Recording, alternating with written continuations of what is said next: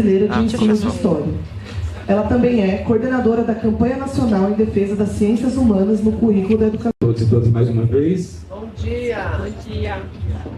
A gente vai dar seguimento, então, agora com essa fala de abertura, na mesa de abertura, na verdade. Mas para a gente dimensionar melhor o tempo, ao invés das duas falas nesse primeiro momento, a gente vai ter a fala da professora Maria Lima, tá? Aí a gente vai fazer um intervalinho para o coffee break e depois a gente retorna para o Elenilton. Tudo bem? Professora Maria Lima, fique à vontade, a palavra é sua.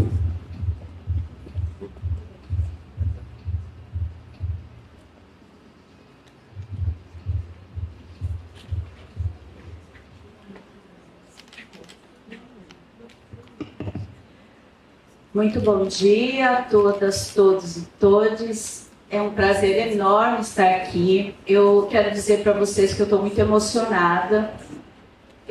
O evento está lindo. Ver aqui, primeiro a questão do evento presencial. O evento presencial ganhou um valor, uma dimensão muito, muito espetacular em relação a tudo que nós estamos vivendo na contemporaneidade, nesse pós-pandemia. Então, eu quero agradecer, né, professora Vanessa, professora Sueli, pelo convite carinhoso que recebi, aceitei imediatamente, principalmente quando vi a temática do evento, que me deixou muito, muito emocionada. Ver essa integração dessas cosmogonias aqui, organizando o espaço em um curso de matemática, realmente é uma coisa muito especial. Eu quero agradecer imensamente a vocês por estar participando desse momento. E queria dar os parabéns, né, pelo envolvimento dos alunos de graduação nesse processo formativo que é organizar eventos, né? A gente sabe que a vida na universidade é muito mais do que só a sala de aula, do que só estudar, né? É conviver, é construir esses saberes na relação, é discutir, é decidir, é dar rumos e se sentir parte da universidade na própria constituição dessa instituição, né? É a defesa, é assim que vocês também defendem a educação pública. Então, meus parabéns por estarem fazendo parte disso e muito obrigada também por estar aqui com vocês.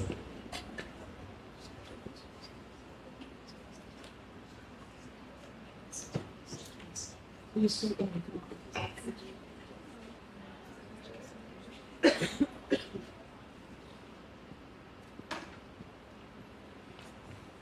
Eu nomeei a minha apresentação de ressignificação do conhecimento, da docência e da escola, o papel da BNCC no ataque à educação como direito. Então, eu trouxe aqui algumas reflexões a partir do que me foi solicitado, que é uma reflexão sobre as políticas curriculares odiernas, pensando a BNCC e trazendo alguns elementos para nós pensarmos também as políticas locais aqui no Mato Grosso do Sul. Pode. Eu que passo. Peraí, deixa eu ver, muita coisa. Onde eu aponto? O problema é para lá, né? Eu aponto. Deixa eu descobrir isso. Então, eu elaborei um roteiro aqui para a minha fala. Deixa eu só concatenar aqui. Eu dividi em 4 partes, né? Primeiro, falar do contexto da reflexão, apresentar um pouco para vocês os projetos de pesquisa dentro dos quais eu venho desenvolvendo as reflexões que eu vou apresentar aqui, alguns elementos. Depois, a concepção de currículo com a qual trabalhamos, que ela é nodal para poder conduzir a discussão que eu vou promover. Em terceiro lugar, eu vou falar aí fazer um apanhado da BNCC, que é a Base Nacional Comum Curricular, a discussão sobre a pedagogia das competências nesse discurso de qualidade. E, por fim, um bloco também que eu vou encerrar, do ponto de vista um pouco mais conceitual, contextualizando a BNCC nesse debate sobre a sociedade do conhecimento e da nova economia moral. Esses são os projetos de pesquisa que nós vimos desenvolvendo. E o trabalho com a BNCC, eu tenho trabalhado mais com políticas educacionais desde 2015, quando eu venho trabalhar aqui no campus aqui do Central, de Campo Grande, né? no curso de Pedagogia, na Faculdade de Educação. E depois, em 2017, eu começo com aulas abertas, disciplina de políticas educacionais, inclusive eu ministrei disciplina, aulas aqui também no curso de matemática. Em 2018 e 2019, eu estive à frente da coordenação de eventos, na verdade, de 3 edições dos seminários da Base Nacional Comum Curricular, em que nós, das licenciaturas, nos articulamos para pensar sobre os ataques que estavam acontecendo naquele momento a partir da BNCC, né? E aí, a partir disso, eu acabei assumindo a BNCC como um filão mesmo de investigação, e as políticas educacionais foi se ampliando. Hoje eu trabalho também com a questão do ensino médio e venho desenvolvendo reflexões com a minha equipe de graduação, pós-graduação, professores da educação básica, não só do Mato Grosso do Sul, mas de todo o Brasil, que fazem parte de projetos de pesquisa coletivo que eu coordeno, que é esse primeiro que vocês estão vendo aí, que nós temos 12 estados, hoje 12, né, tem mais um estado envolvido, 13 universidades, e hoje nós já estamos atingindo 60 pesquisadores, entre estudantes de graduação, pós-graduação, professores da educação básica, professores de universidades públicas e professores de escola, que a gente fala que é militar, mas não é, escola de educação básica ligada ao Ministério da Aeronáutica e etc. Né? Na realidade, não existe escola militar, tá, gente? Eu aprendi isso nesse projeto com os meus colegas. Mas isso depois fica para outra discussão, se a gente quiser bater esse papo. Então, eu estou como colaboradora junto com uma parte da minha equipe de pós-graduação nesse projeto coordenado pela professora doutora Carla Zandavalli, que também é do programa de pós-graduação em Educação e Ciências, que se chama Base Nacional Comum Curricular, Discurso da Qualidade de Ensino, como doutor de Políticas da Educação Básica e da Formação de Professores no Brasil. E aí eu tenho tido contato com pesquisadores aqui do Estado e de Mato Grosso e de São Paulo, que vêm pensando também sobre a BNCC e os seus impactos nas políticas locais.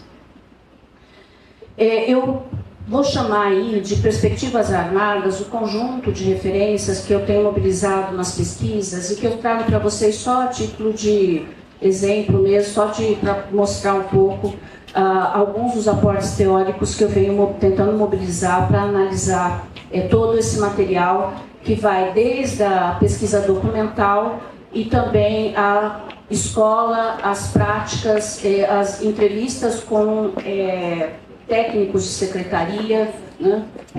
Com professores nas escolas. Desculpa. Tem o controle. O controle. É que eu tô. Ainda bem. Eu acho que eu não consigo. Sabe, assim, ano que vem eu faço 60 anos, eu já estou no momento. Eu já fui espertinha, que nem eles, assim, agora eu não estou mais.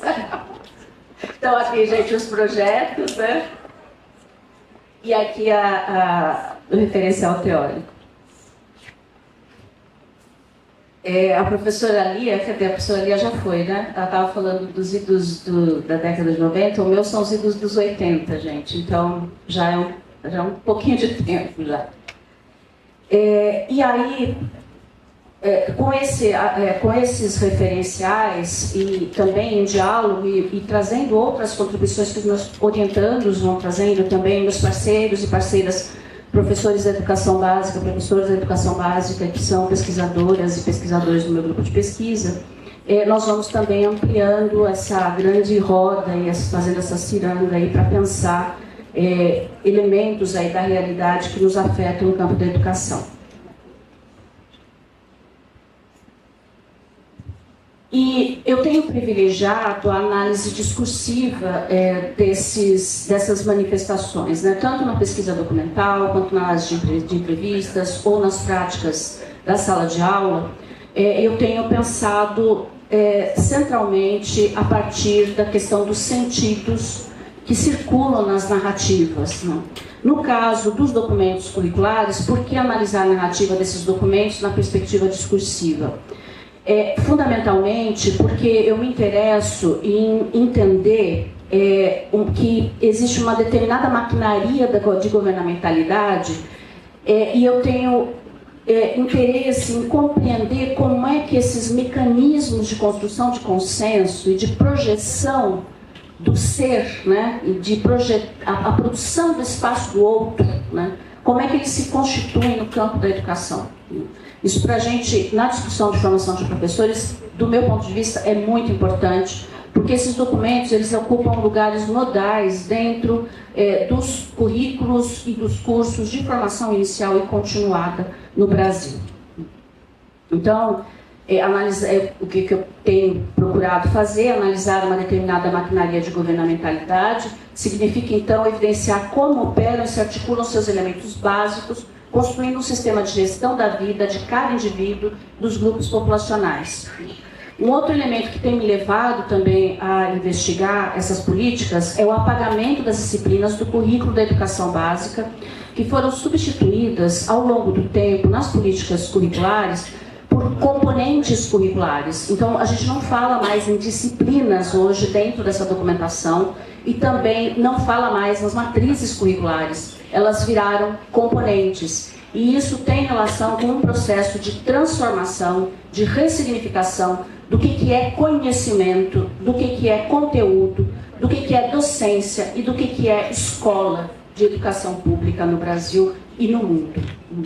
Então, como vocês viram, eu coordeno uma campanha, né, em que articulamos hoje professores e professoras em todo o Brasil da filosofia, da sociologia, da história e da geografia para enfrentar esse processo de retirada do currículo da educação básica dessas disciplinas, né, das ciências humanas, mas não só. Na realidade, os colegas, eu tenho participado de frentes com colegas de outras áreas de conhecimento, porque você só tem como disciplina mantidas no currículo hoje português e matemática, né? As outras, elas não são mais consideradas disciplinas e elas estão sendo retiradas gradualmente.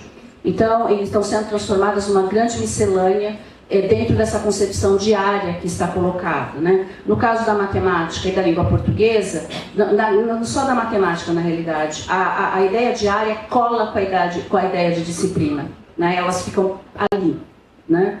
Agora, no caso dos outros campos de conhecimento, a gente tem um apagamento total da noção de disciplina. E isso significa um ataque à própria história de constituição do sistema público de educação no Brasil. O outro elemento, como eu aí fecho então, o outro elemento que guia e norteia as minhas reflexões, essas disputas em torno dos sentidos de conhecimento, escola e docência, que eu vou abordar um pouco ao falar da BNCC. Então, eu acredito que a maior parte de vocês conhece, né, o que é a BNCC. É um documento que hoje já é de domínio público, né? Ele tem sido apresentado nos cursos de licenciatura, nos momentos de prática, nos momentos de estágio. Os graduandos graduandas têm que se deparar com esse documento e tentar entender o que ele está querendo dizer aí de o que é competência, o que é habilidade. Começa essa luta que permanece lá quando você vai para a escola, de tentar entender o que eles estão dizendo que é competência, o que é habilidade, né? Então, nós temos aí uma estrutura... Isso, professor. Nós temos aí essa estrutura em que vocês já vão vendo aparecer aquilo que eu falei, que era esse apagamento das disciplinas, né?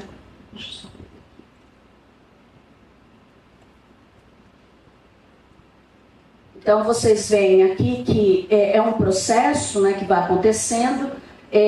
Nós já temos estudado como esse apagamento do conhecimento e relacionado aos que a gente chama de ciências de referência, que são os campos disciplinares, ele já está acontecendo, está a todo vapor, no caso das ciências humanas, na educação infantil, né?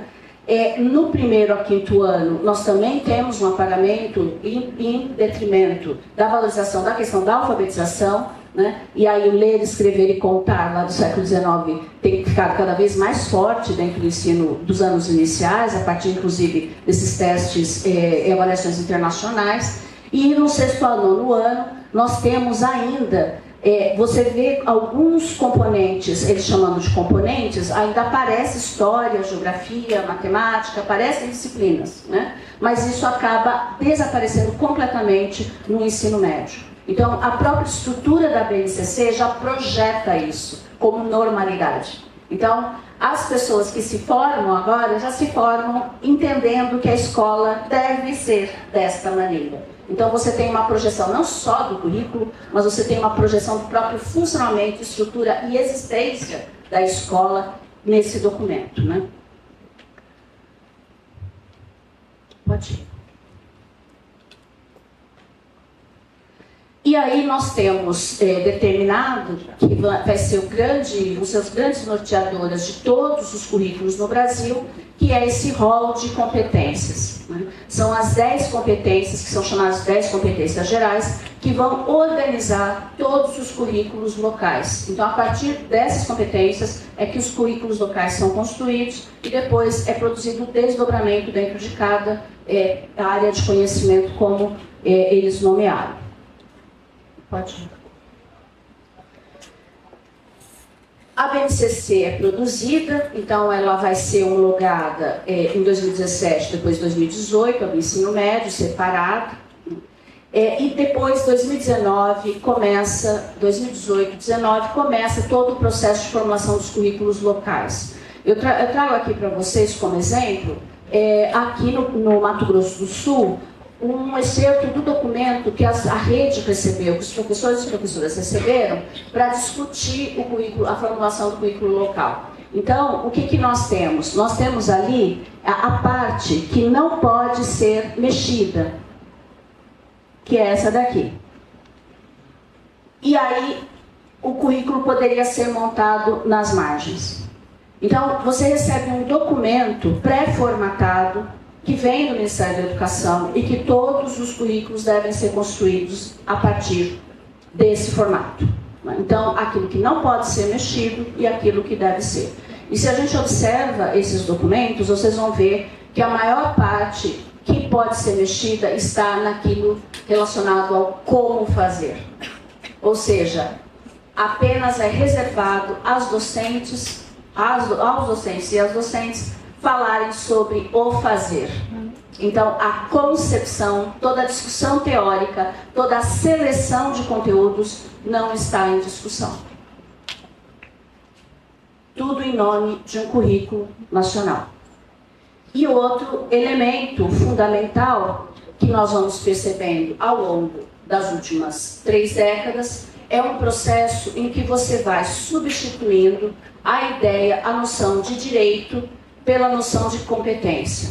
Então, no primeiro momento, a ideia de direitos de aprendizagem e depois, com a BNCC, você consolida um processo que se iniciou com os parâmetros curriculares nacionais em 1900, na década de 90, né? 96, 97, até 2000, né?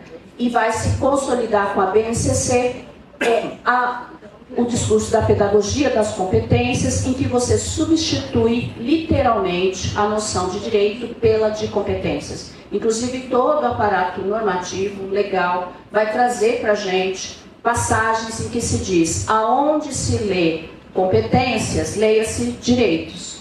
Então, se coloca uma sinonímia entre competências e direitos e se apaga a noção de direitos dos documentos. Então, é isso que nós temos hoje.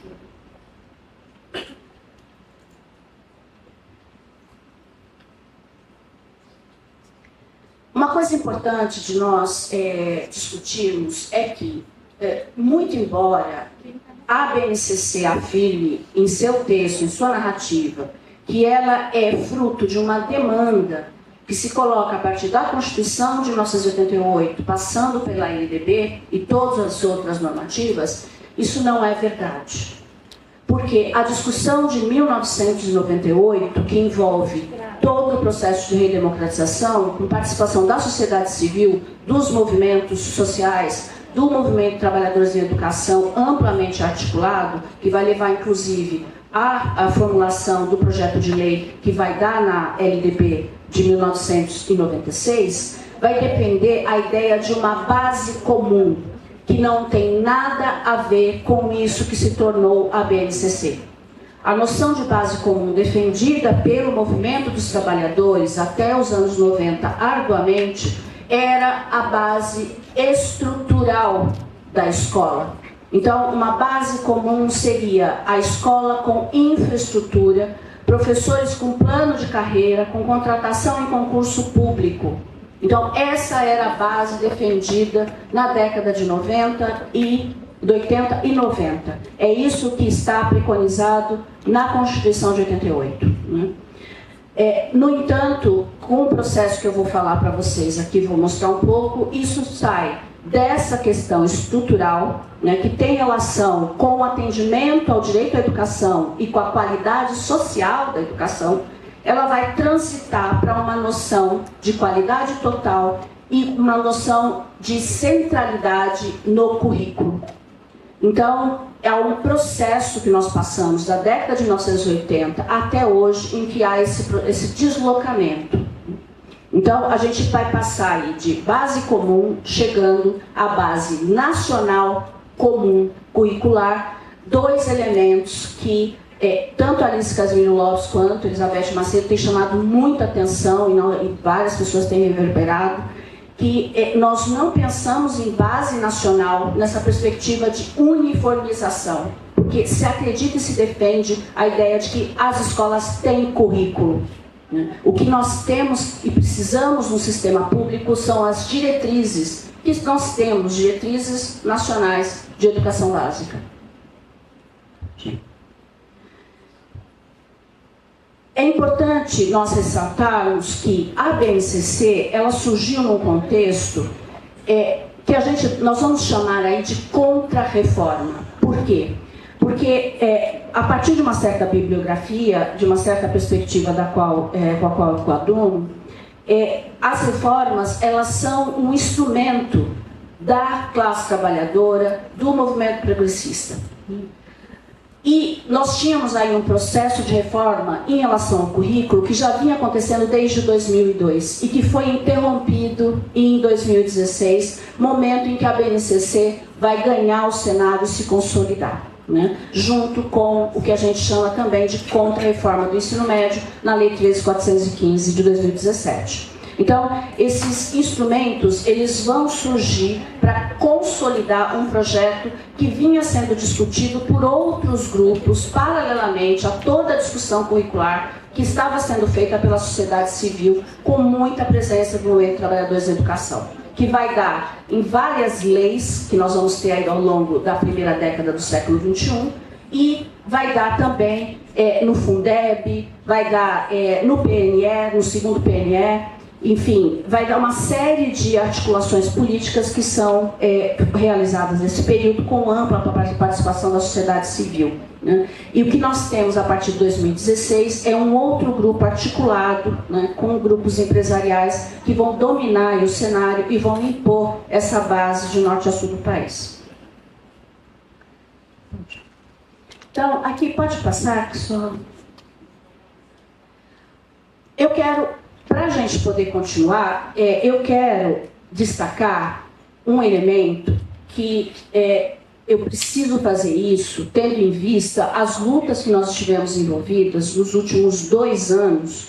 Uma delas, em relação à Base Nacional Comum de Formação de Professores, que nós conseguimos derrubar articuladamente e nacionalmente, a Resolução 2 de 2019, que tentava transformar os cursos de licenciatura em cursos de treinamento para aplicar a BNCC. Articuladamente, as sociedades, né, inclusive a SBEM participou, né, ativamente. Cadê a colega da SBEM? Lá tá aí, né?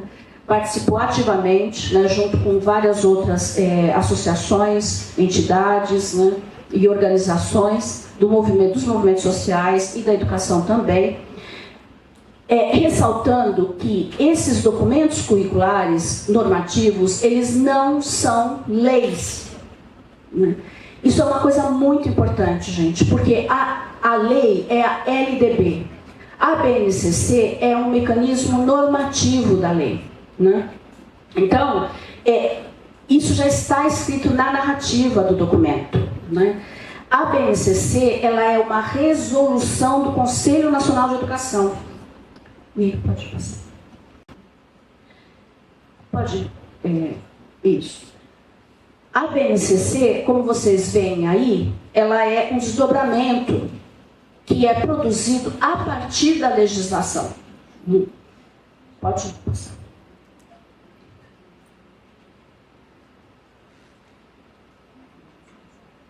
Para vocês terem uma ideia, a BNCC ela foi formulada, né, ela sob os auspícios ali, a coordenação do Conselho Nacional, aprovada pelo Conselho Nacional de Educação, que é um órgão colegiado de 24 membros. Então, vocês estão guardando isso? Não é lei. O órgão é o Conselho Nacional de Educação, que é ligado ao MEC, vocês estão vendo ali, tá? É uma autarquia que está ligada ao MEC, né? E ela não é lei, ela é ligada, é feita pelo Conselho Nacional de Educação e que tem 24 membros. Pode passar. E aí, a minha pergunta: por que foi possível, através de mobilização nacional, derrubar uma lei que foi a 13.415 de 2017, a do ensino médio, substituída pela lei 14.945 de 2024, mas muitas pessoas, intelectuais, políticos, militantes, professores e professoras na universidade e na educação básica afirmam que é difícil mexer com a BNCC. Mas eu posso por aqui agora. E aí, para se ter uma ideia, pode passar.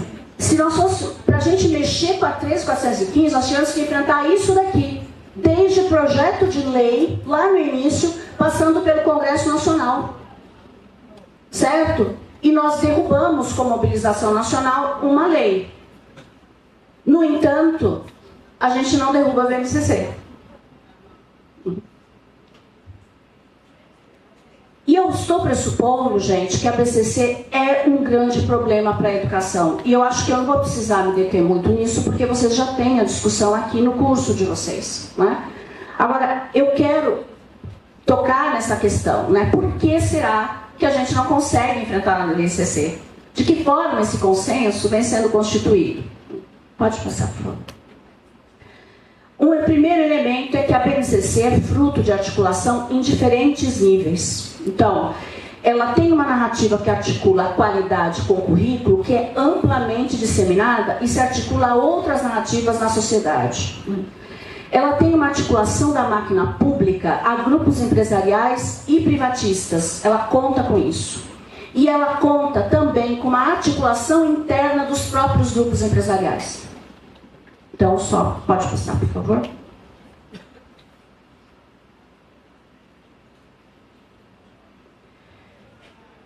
Quando eu falo da articulação da qualidade com o currículo, essa noção de qualidade tem sido disseminada dentro, inclusive, dos próprios projetos pedagógicos das escolas, né? Então, essa ideia de que nós podemos melhorar a educação apenas centrando no currículo. E isso está ligado diretamente com uma responsabilização da docência, né? Porque professores e professoras passam a ser os grandes responsáveis pelo sucesso ou não, ou fracasso, vamos colocar em termos bem genéricos, né? Dos seus alunos, ou da escola, ou do IDEB, e assim por diante. Então, essa ideia de qualidade promove um deslocamento direto das responsabilidades da máquina pública para os docentes. Então, nós temos, dentro dos PPPs e dentro dos próprios cursos de formação de professores e professoras nas universidades, um processo de constituição de consenso em torno dessa ideia de que, se eu for bem formada, bem formado, eu vou ser uma boa professora e, portanto, os meus alunos vão aprender melhor e, portanto, a qualidade estará garantida. Então, essa narrativa é uma narrativa que vem infestando a universidade e a sociedade de maneira muito intensa nas últimas 2 décadas, articulada com a contra-reforma do ensino médio. Eu não quero usar a noção de novo ensino médio, tá, gente? Porque não é novo. Novo é um nome que eles deram, é um nome de propaganda, tá? Que faz parte da maquinária golpista. Então, eu quero usar a ideia de contra-reforma do ensino médio, né? E aí essa noção de qualidade associada à campanha de desmoralização do serviço público, associada à mudança do papel do Estado, da educação deixando de ser direito para se tornar mercadoria, um bem. E essa noção de qualidade, ela vai também penetrando a documentação toda a discussão e formulação das políticas educacionais em geral. Então, a BNCC é o grande veículo através do qual todo esse sentido vai sendo construído. E vocês vejam como é que é através dela que se vai alinhar tudo.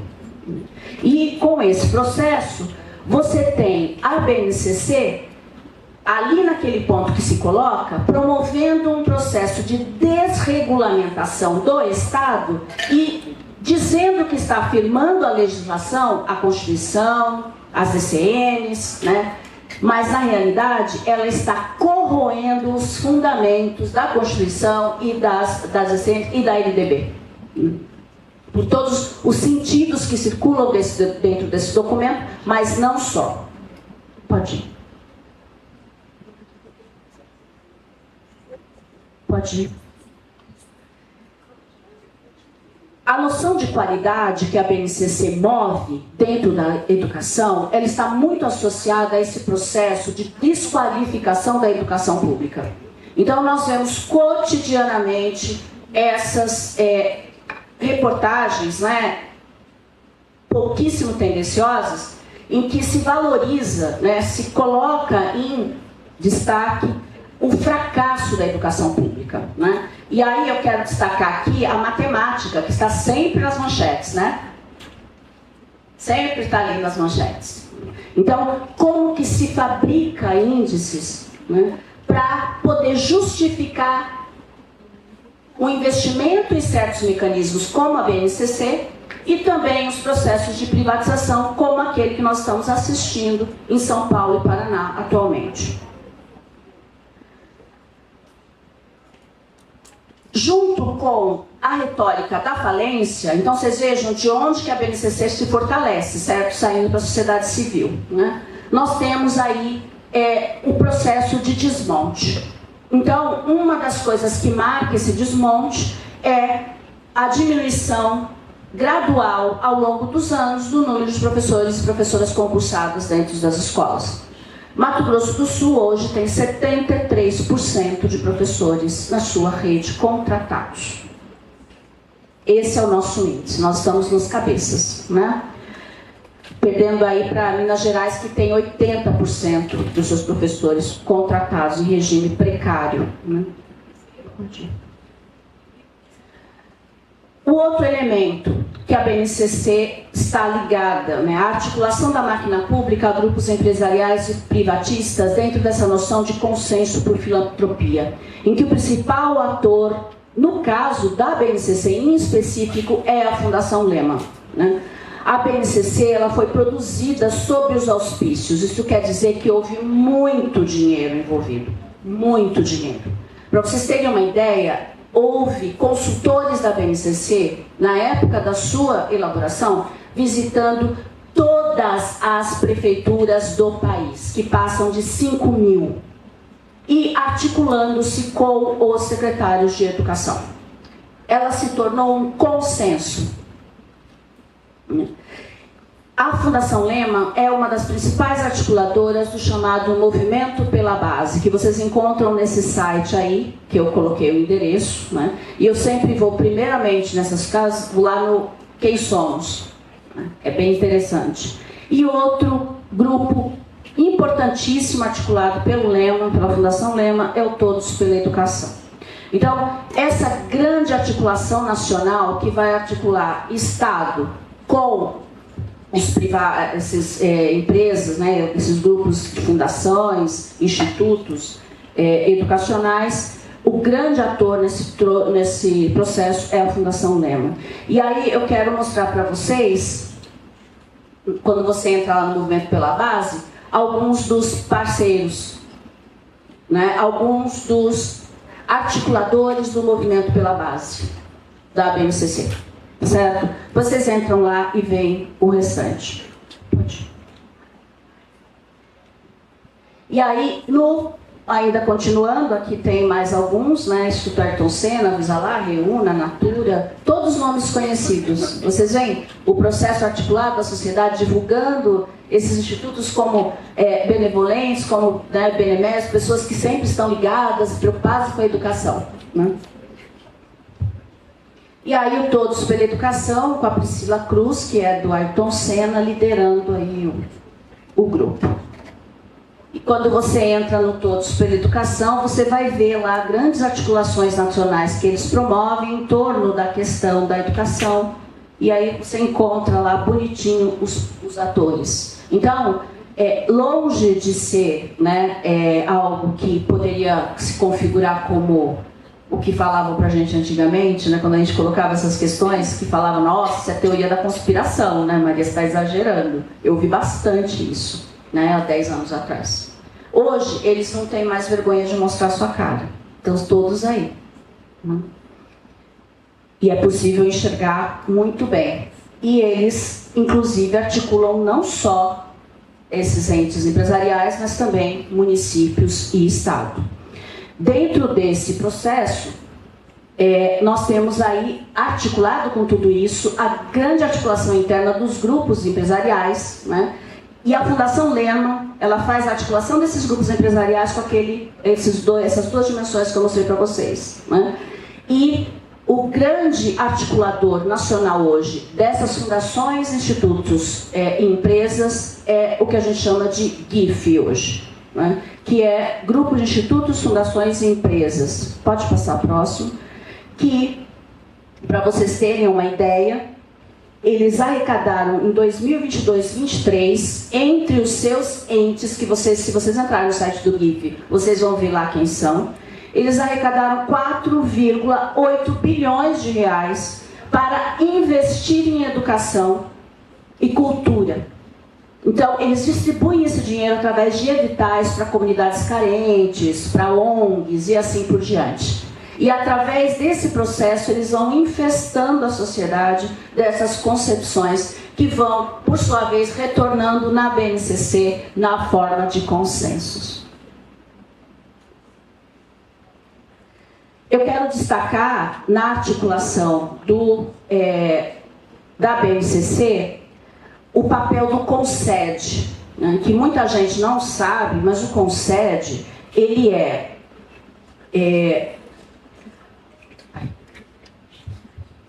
o CONSED, ele é uma pessoa jurídica de direito privado. O que é o CONSED? Conselho Nacional de Secretários de Educação.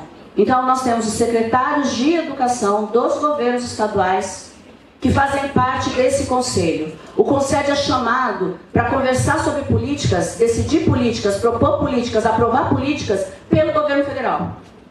Ele senta com o Conselho Nacional de Educação, ele tem membros dentro do Conselho Nacional de Educação que já passaram pelo CONSED. Né? Então, o CONSED, ele é pessoa jurídica de direito privado e ele é mantido com contribuições recebidas de outras pessoas físicas, jurídicas, públicas e privadas, recursos advindos de contratos.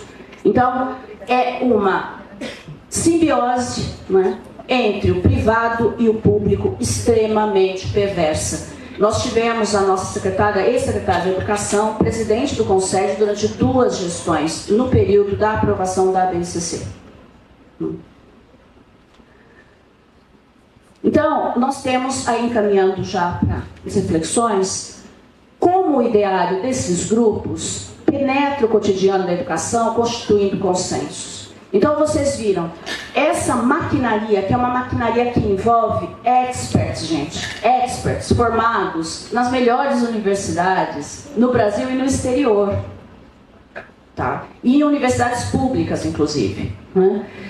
Essas pessoas vão produzindo saberes, conhecimentos e vão infestando aí toda a produção curricular no país. Hoje nós temos documentos curriculares disseminados nas redes. Eu estou fazendo um mapeamento de todos os documentos curriculares antes da lei de 2024 do ensino médio, né? E depois, pensando agora a questão dos itinerários formativos que mudaram e tudo, é impressionante como você tem Ana Penido, né, que é uma pessoa do Todos pela Educação, que é autora de textos que são disseminados como documentos curriculares bases para redes.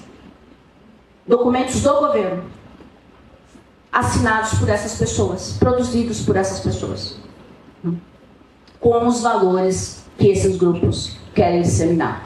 E aí, nós temos, nesse processo, então, ao longo das últimas 3 décadas, uma substituição de sentidos que vai cada vez ficando mais forte. Competências passa a ser sinônimo de várias coisas. De qualificação, de conhecimento, de saberes, de direitos, de conhecimento. Quando a gente vê a BNCC, o número de citações que tem da palavra competências é assustador. E quando você digita disciplinas ou direitos, você tem meia dúzia de palavras. Então, é devastador o que acontece nesse documento. E sempre a ideia de associada a competências, associada à qualidade. Mas qual qualidade? A ideia da qualidade total, associada a gestão da escola na perspectiva gerencialista, a testes de larga escala e rankings que desconsideram realidades locais e regionais. Né? Aumento da carga de trabalho de professoras e professores, produzir mais com menos, isso é uma coisa que para nós, professores e professores, virou normalidade. Introdução da lógica mercantil nos currículos, isso em oposição ao que nós chamamos de qualidade, né? Que seria a defesa do acesso, com estrutura, permanência, respeito e defesa da diversidade dos direitos humanos, associação entre educar e cuidar, né? Um projeto que demanda a valorização docente, concurso, plano de carreira, estrutura adequada para o trabalho, oferta de curso de atualização, definição de critérios e fontes permanentes para financiamento da educação. Vocês estão sabendo que o Fundeb está sendo atacado, né, gente? Vocês estão sabendo que as verbas vinculadas estão sendo atacadas na reforma administrativa. O projeto de lei está ganhando força dentro do Congresso, tá? Vão resolver o déficit fiscal, tirando o mínimo constitucional da educação e da saúde. Fiquem atentos, isso está acontecendo nesse momento, né? Quando se fala da história do IOF aí, é isso que está acontecendo. Fiquem atentos às notícias, né? A questão da infraestrutura escolar que está em jogo para nós, as políticas permanentes de assistência estudantil e a gestão democrática. Então, esses são os sentidos de qualidade que nós defendemos, que estão totalmente opostos a esse, que está incutido naquilo que a BNCC prevê.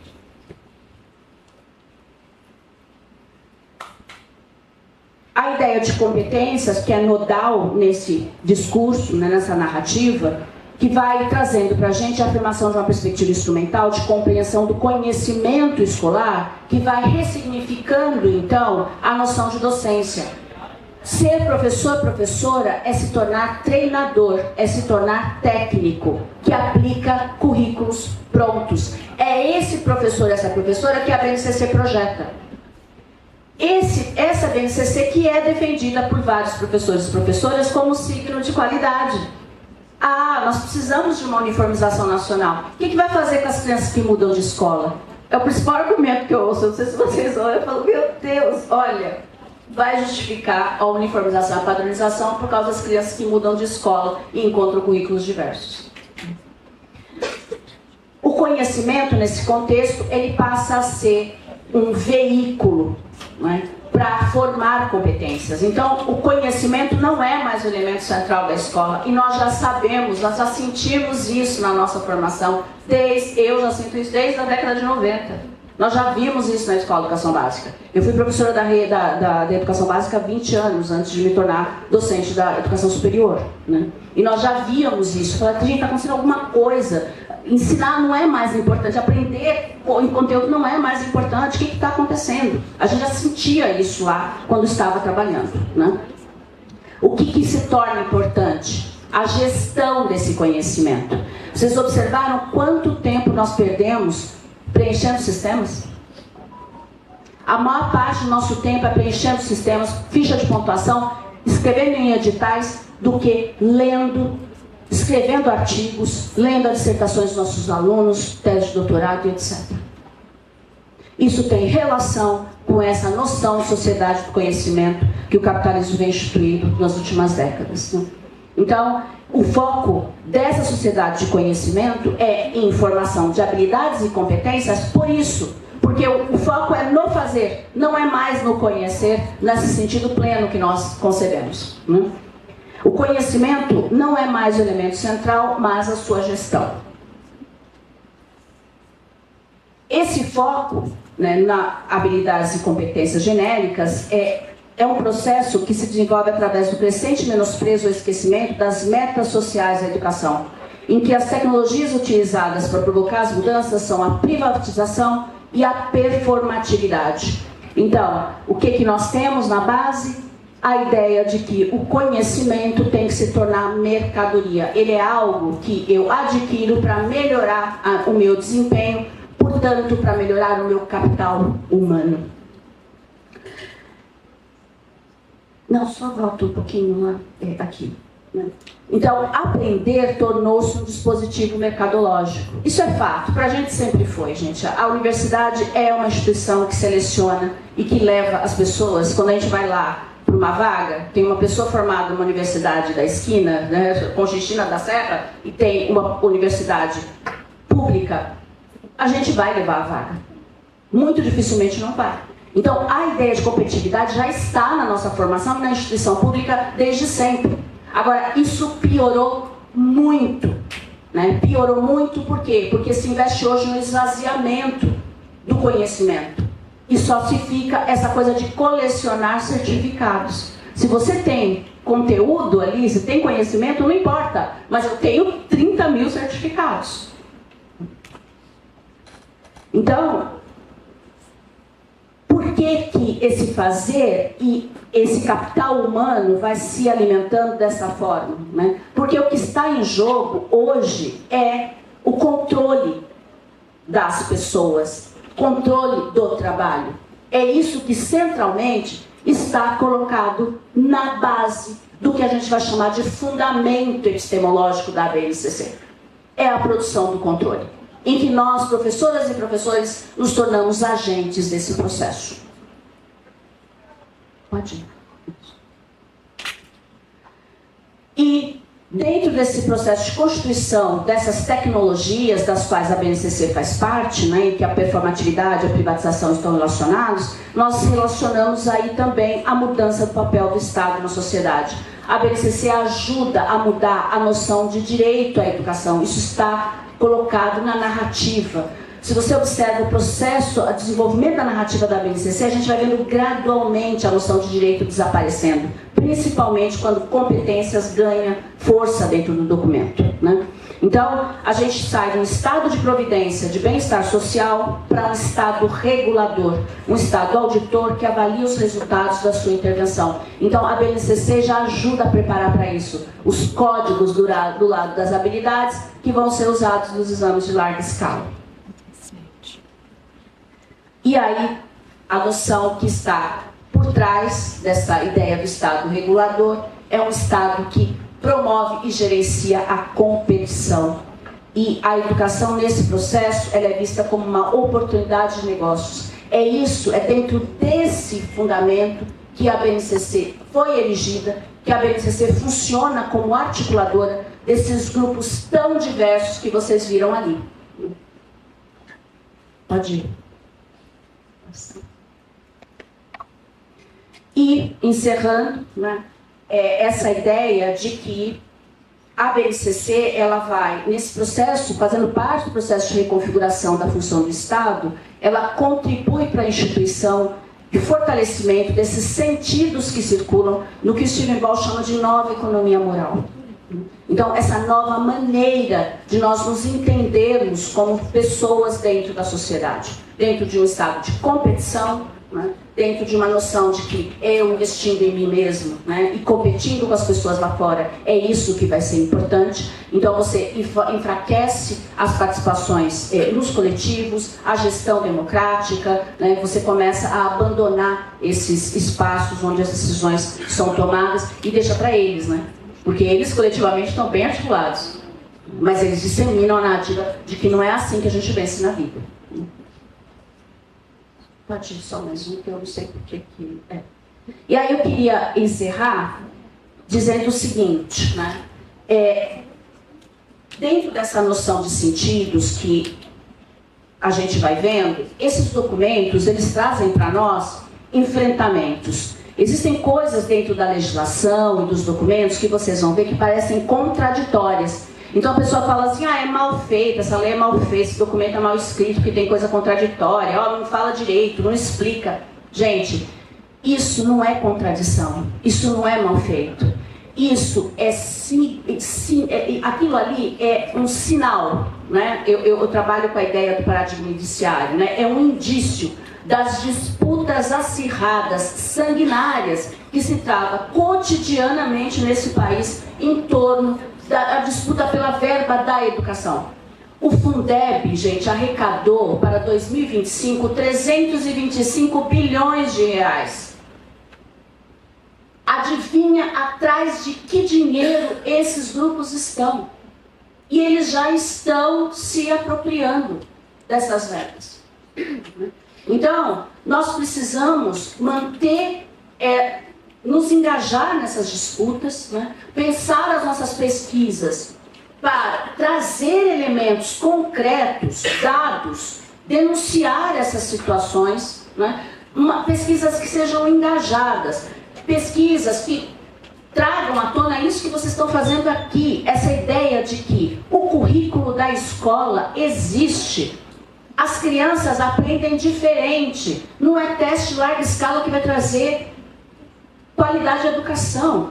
Cada criança aprende de um jeito, no seu tempo. Professores e professores que estão na escola são os melhores para compreender esses processos, né? Teremos sim estrutura para as escolas funcionarem e não centralidade em currículo. Então nós precisamos continuar nessa disputa. E a disputa passa pelos sentidos. Nós precisamos retomar sentidos que são caros às nossas disputas e que significam aquilo que nós defendemos. Então, ao invés de empreendedorismo, o conhecimento e a ação sobre a realidade social, política e econômica, visando a melhoria da qualidade de vida das pessoas. Nós temos que produzir pesquisa na universidade para isso, e não nos tornarmos pesquisadores e empreendedores e empreendedoras. Projeto de vida não substitui pensar sobre o seu papel profissional na sociedade em que vive, enquanto pessoa, né, enquanto ser humano, né, isso que vocês falaram, né, da questão da queda da pessoa que rola o barro. Aliás, parabéns, que texto lindo de vocês, eu fiquei maravilhoso, maravilhoso, né? Protagonismo juvenil, substitui isso por participação política em coletivos. Gente, a ideia de vanguarda, que nós não usamos mais, ela foi apagada, esse sentido. Apagou. Isso era uma coisa que nós usávamos muito, a ideia de vanguarda. A vanguarda remete a coletivo, a grupos articulados. Protagonismo remete à pessoa, a indivíduo. Pedagogia das competências substitui pedagogia da liberdade, a educação como projeto de emancipação. Empregabilidade, que remete a mercado de trabalho, não a mundo do trabalho, que reduz o mundo de trabalho a isso que eles querem, que é a exploração de mão de obra dentro dos parâmetros que eles estabelecem, né? Substitui por que contribuições meu trabalho pode dar para a sociedade, onde posso atuar para transformar, né? Qualidade total? Não. Substitui por qualidade social, defender o direito à educação, o Estado a serviço da população.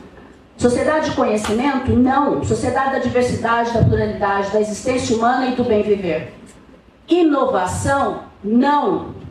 Criação, invenção, trabalho, ética, estética, imaginação. Não somos máquinas de inovar. Inovação é o discurso deles, é o discurso de uma produção sem limite, de uma produção para a exploração, de uma ciência para explorar e para matar. Alinhamento, que é uma palavra que está se usando demais, né? Que está dentro da DNCC. Ela dissemina as políticas, os documentos da sede, e a gente também, alinhamento. Vamos fazer uma reunião para alinhar. Não, eu não quero alinhar nada, eu não quero alinhar, eu quero divergir. Confluência, diálogo, construção coletiva, noção de comunidade. Gente, muito obrigada.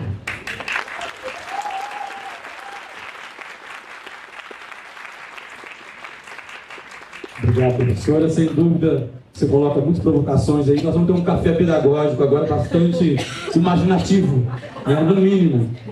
Pessoal, a gente vai fazer 15 minutinhos, professora, para o café? Professora Maria Lima, até tinha acordado com ela que a gente poderia nem falar e a gente ficar discutindo o resto da manhã os pontos que ela trouxe, né? Bom, eu não tenho os slides, né? Eu tenho algumas imagens apenas. Eu produzi um texto aqui e eu vou me ater a ele, tá bom? Bom, entre trânsitos e disputas, quem abre o currículo? Bom dia a todas as pessoas presentes. Desejo que, na medida do possível, estejam todas bem. É fato que é difícil estar bem no tempo presente, mas bora lá. E a fala da professora corrobora com isso. Desde quando cheguei em Curitiba em julho de 2017, para atuar como docente da área de Educação Matemática do Departamento de Matemática da Universidade Federal do Paraná, tenho desorientado pesquisas em 2 programas de pós-graduação. Um deles em Educação em Ciências e Matemática e outro em Educação. Por conta disso, e influenciado no primeiro momento pelos estudos culturais, acabei me aventurando naquele momento a expandir meus olhares para além da educação matemática. Tal expansão me possibilitou tomar contato com os estudos decoloniais, a interseccionalidade e a socioeducação. E aí eu tento justificar um pouco dessa minha fala a partir daquilo que eu tenho experienciado nas aulas da graduação de um curso de matemática, mesmo no de licenciatura e ministrando disciplinas de educação matemática. Tal expansão, bom, já foi aqui, anuncio isso para dizer de qual lugar parte o meu discurso, ou seja, atravessado pela minha longa história na educação matemática, mas também pela minha nem tão longa trajetória ainda nos estudos decoloniais, interseccionalidade e socioeducação. Não sei as cenas dos próximos capítulos, mas gosto deste percurso que estou construindo. Sou de cá, mas também me sinto de lá. É desse lugar que escolhi construir a minha fala, articulando com o título do evento e a temática da mesa. A partir de um conjunto de artigos que reverberam, de certa maneira, pesquisas que venho trabalhando em colaboração com as pessoas que desorientam. Sejam elas da graduação em matemática, do programa de pós-graduação em educação em ciências e matemática ou do programa de pós-graduação em educação. Ainda sobre isso, os eixos provisoriamente movimentados na minha fala envolvem decolonialidade e espiritualidade, interseccionalidade e a presença da mulher negra na academia, exclusão escolar e saberes da rua, currículo e corpo feminino nos livros didáticos de matemática e cultura negra como produtora de saber matemático. Posto isso, gostaria, antes de iniciar a leitura do texto que preparei para a mesa, de agradecer às pessoas autoras dos artigos por me permitirem trabalhar com elas. Então, obrigado Cíntia Raquel de Souza, Débora Reis Pacheco e Carolina Polese, Fernanda D'Artora Mucha, Jéssica Gomes Furtado, Lucas Martini, Sandra Aparecida Pereira e Yasmin Cartacho Lima. Bom, começo a minha fala agradecendo a comissão organizadora do 19º Seminário Sul-Mato-Grossense de Pesquisa em Educação Matemática. Muito obrigado pelo convite e pela possibilidade de partilhar com todas e todos vocês.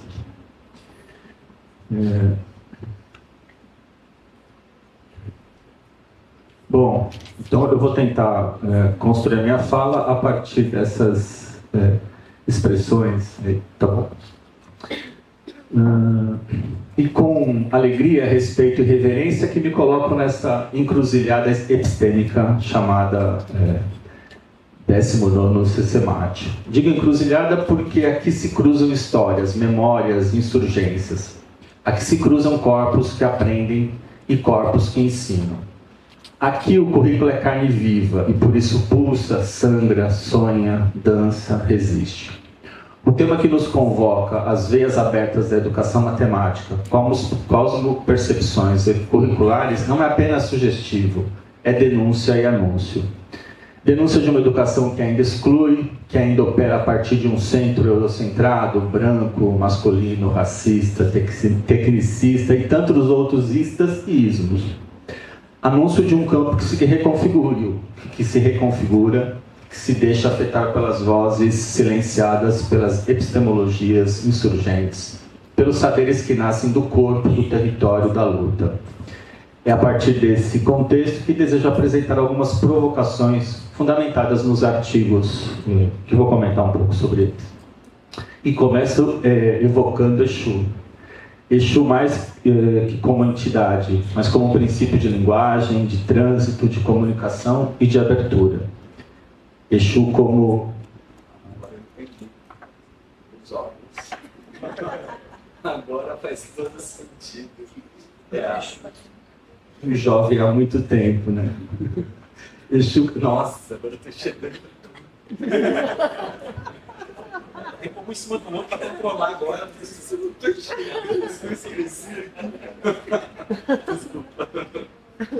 Exu como metáfora radical para pensar a educação matemática decolonial. Exu como possibilidade de reencantamento curricular. Eles nos ensina que não há um único caminho, que há desvio, improviso, erro, ambivalência. E que é preciso aprender a andar com isso. Exu é movimento, e movimento é o que falta a muito de nossos currículos fossilizados. O texto Assentamento de Exu em favor da educação matemática decolonial, de Sândia Aparecida Pereira e Willie Newton, né, de 2025, busca articular a pedagogia das encruzilhadas proposta por Luiz Rufino com os saberes da etnomatemática e os ensinamentos de Antônio Bispo dos Santos sobre território, corpo e memória. Nesse sentido, Exu aparece como fundamento ético, político, epistêmico e cosmológico. Não como alegoria, mas como potência que desterritorializa e reorganiza, que transgride e reinventa.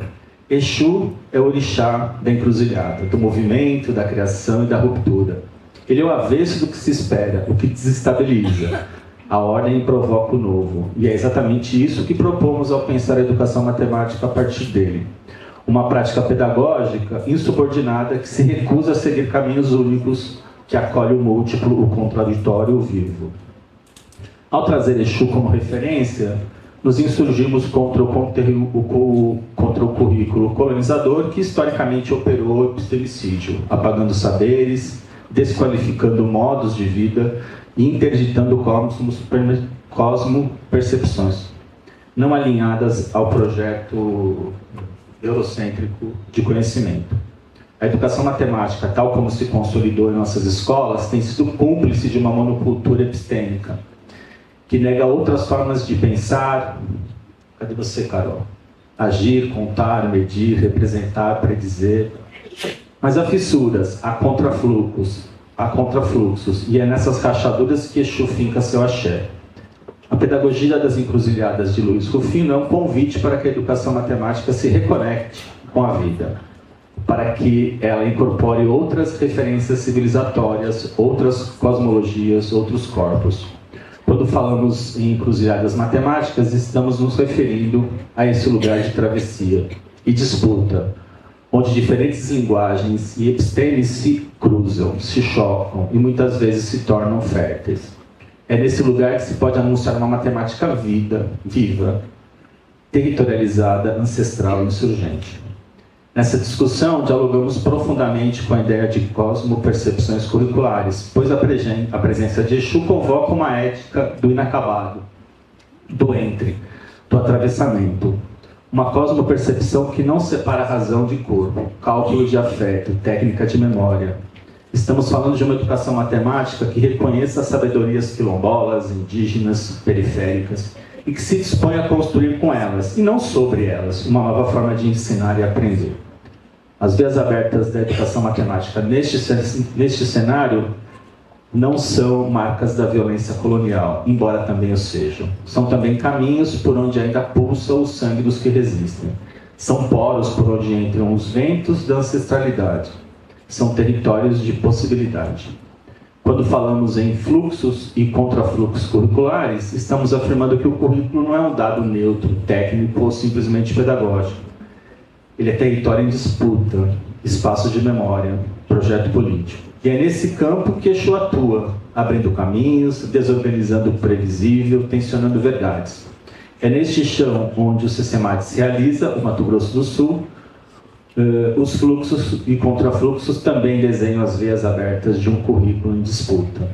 Ao pensarmos os desafios enfrentados no cenário nacional, mas não somente, percebemos como essa disputa curricular se materializa nos territórios, nos apagamentos das culturas locais, no silenciamento das cosmologias indígenas, como na BNCC, na Escola Sem Partido, na racialização das expectativas escolares, como estão vivendo docentes dos diferentes lugares do Brasil, né? Docentes e discentes.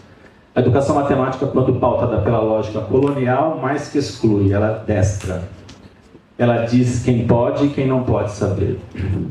Por isso, propomos uma educação de axé, uma educação movida pela força vital da ancestralidade, pela alegria como forma de luta, pela arte como forma de conhecimento, pela palavra como território de disputa simbólica. Na prática, isso significa acolher outras formas de ensinar, valorizar outras histórias, os contextos, os corpos que aprendem, insurgir-se contra a homogeneização dos saberes e das metodologias. Significa, sobretudo, assumir que ensinar matemática também é fazer política, é fazer memória, é fazer cuidado. Exu, ao ser assentado no coração do currículo, torna-se guardião das fissuras, mensageiro das multiplicidades, agente de uma pedagogia que não busca as respostas definitivas, mas caminhos diversos. Ele não vem para ordenar, mas para fazer pensar. E pensar com Exu é aceitar o risco, é rir da certeza, é reconhecer que só há saber quando há cruzo. Em tempos de endurecimento dos discursos e das práticas educativas, o que propomos aqui pode parecer radical, e é, porque é urgente, porque é necessário romper com as colonialidades do poder, do saber, do ser, cosmogônicas, que estruturam nosso cotidiano escolar. Ao assentarmos Exu na educação matemática, não estamos fazendo um gesto político, estamos enunciando um outro projeto de educação, um projeto de pluralidade, de justiça epistêmica, de insurgência pedagógica. Ou seja, tudo aquilo que a BNCC não propõe. É nesse cruzo, nessa encruzilhada entre ética, política, espiritualidade e matemática, que vislumbramos uma nova geografia curricular, aberta, vive e em permanente reinvenção. Pensar Exu na educação matemática é romper com a lógica da previsibilidade, é recusar a linearidade, é afirmar que o conhecimento se faz nas margens, nas intersecções, nos atravessamentos. O currículo que invoca Exu não é um roteiro, é uma travessia entre mundos, entre cosmosvisões, entre racionalidades. Então eu vou comentando um pouco sobre os diferentes artigos que eu escolhi para essa minha fala, né, e tentando articular com a mesa e com o evento. O próximo tópico é a presença da mulher negra na universidade é tão disruptiva, ela não entra pela porta da frente, ela refaz a planta da casa. E aí esses títulos ou essas frases foram construídas a partir dos próprios artigos, né? As veias abertas da educação matemática nos convidam a olhar não só para os conteúdos que ensinamos, mas para os mundos que habitamos e para os mundos que excluímos dos nossos currículos. Falar de veias abertas é falar de feridas, mas também de fluxos. É falar de histórias que sangram, mas que seguem pulsando. É reconhecer que há saberes escorrendo pelas margens, por onde entram as frestas dos muros escolares, insistindo em existir onde lhes disseram que não cabiam. E é exatamente aí, nas frestas, que encontramos o lugar da mulher negra na academia, esse corpo escrevivência que o texto O Lugar da Mulher Negra na Academia, Interseccionalidades e Resistências na Pesquisa, de Cíntia Raquel de Souza, e o seu desorientador, nos ajuda a ver com mais nitidez, a sentir com mais intensidade. Um corpo que carrega na pele as marcas da exclusão e da luta. Um corpo que aprende a respirar mesmo com o peso das estruturas, que resiste apesar do cansaço. O texto afirma com delicadeza e firmeza que não há um currículo neutro, que o conhecimento, muitas vezes apresentado como universal, carrega cor, gênero, território. E é por isso, por isso as mulheres negras, mais que ocupam espaços acadêmicos, elas os reconfiguram com seus passos, com suas ausências transformadas em presença, com suas epistemologias bordadas de potência, de cuidado, de afeto e de ancestralidade. Ao falar de interseccionalidade, o texto não entrega um conceito, mas um mapa de sobrevivência, uma cartografia que desenha as encruzilhadas entre raça, gênero e classe. Não como identidades fixas, mas como forças que moldam experiências, silenciamentos e, sobretudo, as formas de resistir. A mulher negra que pesquisa, ensina, escreve, organiza, silencia e fala, está ali abrindo o caminho onde só haviam espinhos. Está ali com as mãos cheias de tempo, cultivando memória em terras áridas. Está ali, inventando método com o corpo, tecendo ciência com a voz, fazendo do saber um lugar de cura. Essas mulheres, muitas vezes invisibilizadas, são contrafluxos. Elas desafiam o que se espera, desobedecem com ternura, transgridem com ética, reescrevem com coragem. Elas não estão à margem do currículo. Elas são o currículo que se recusa a ouvir. O que esse texto nos lembra é que a universidade é atravessada por muros e por abismos, mas também por pontes que estão sendo erguidas, muitas vezes por aquelas que caminham sem nome em bibliografias, mas que seguram o mundo com suas mãos. Por isso, ao pensarmos em cosmopercepções curriculares, é urgente abrir espaço para os saberes que vêm do corpo, da experiência, da ancestralidade. Saberes que não cabem em manuais, mas que cabem na roda, na escuta, no tempo. Outro de quem sabe o que o saber também é silêncio. A educação matemática, se quiser pulsar com o mundo, então abrirá espaço para essas cosmopercepções. Deixar-se-á contaminar por outras formas de contar, medir, ordenar, e reconhecerá que a lógica também dança, que o número também canta, que a equação também pode carregar sonho e dor.